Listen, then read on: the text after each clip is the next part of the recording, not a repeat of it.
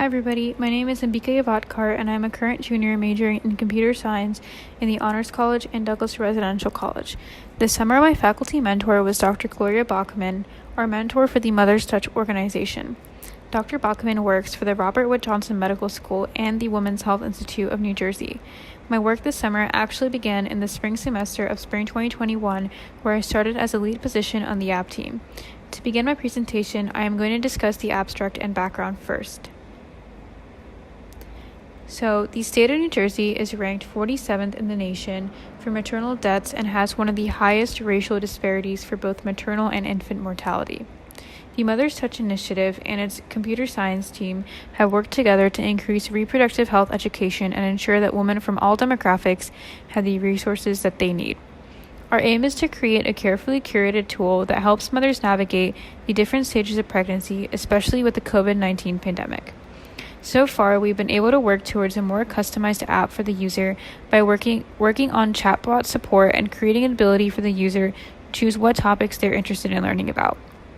Furthermore, we're currently in the works of tapping into the exploration of machine learning and artificial intelligence for the creation of a smarter health tool.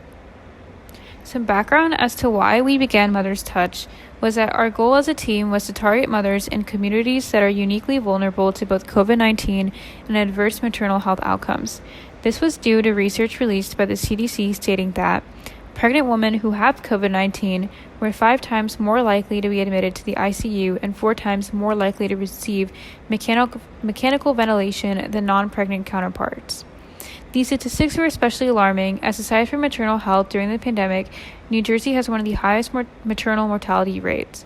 Even more alarming is that out of 78% pregnancy-related deaths, 46.2% were African American women, and only 15.1% of the women in New Jersey are African American. This is very alarming. Due to this, our team began researching maternal health in general, as well as in relation to the pandemic, and planned an app design that would cover the necessary topics to help educate and inspire learning about the importance of maintaining the health of women as well as reproductive health. Our methods to begin coding the app include the design of the application, which was created using Figma, a vector graphics editor and prototyping tool which allows developers to view Android and iOS prototypes in real time on mobile devices. This software was extremely useful as it allowed us to design the UI/UX and overall layout of the application.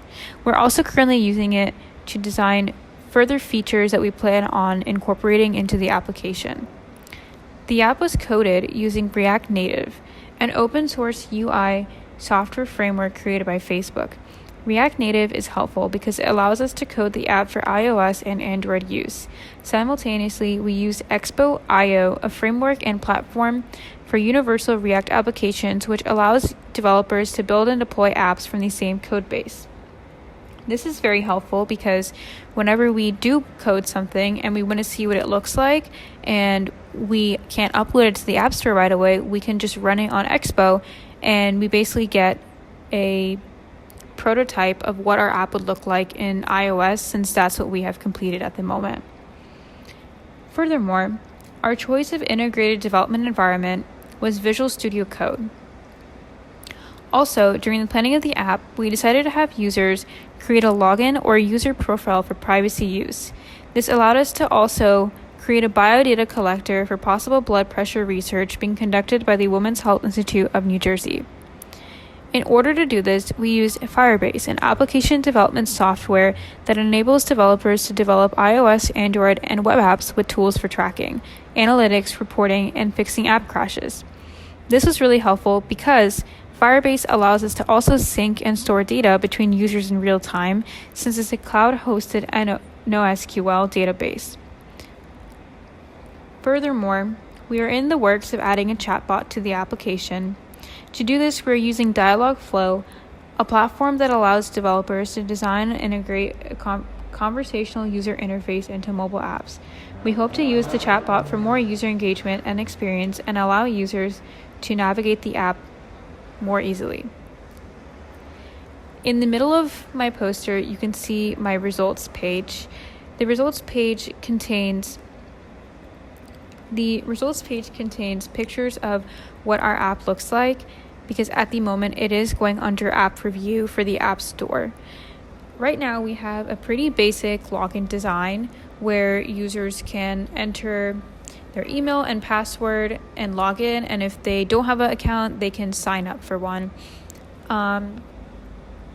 Once they sign up, they come to the home page, which is to the right of the login screenshot, and on this there is the Welcome Mom page, and they can explore different cards of information. And an example is the Caring for Newborns in the Age of COVID-19. And they can scroll through this, get information, and even favorite it to their bookmarks. In the upper right corner, you'll see our blood pressure prototype, which we had to remove from the current version due to discussion with the Women's Health Institute, but it will be back up in the future. Those are all of our pictures of what our app looks like. Aside from that, our discussion is that after looking at the results of the app, we feel that it is currently in the best layout for user experience. However, we do plan on changing our design around to accommodate more features and better organization. Also, we're currently participating in an ongoing beta testing study. So after we get the results of that, we will have further directions. For now, our future directions for the fall 2021 semester include adding more features. Our current plans include to have a chatbot so users can be directed to info pages quickly if they're unable to find anything. We also are working on a bottom tab navigation bar so users can navigate between the homepage, their favorited bookmarks, settings, and the Today's Touch page. The Today's Touch page will also be a new feature which will have daily reminders and notifications that are related to topics of interest the user has chosen. Furthermore, our computer science team is interested in incorporating machine learning to have features that track pregnancy, track fetal growth, and health predictions to help expecting mothers be best prepared for their pregnancy. I'd like to thank the Women's Health Institute, the Mother's Touch team, the CS team, and the Douglas Residential College for this opportunity. Thank you.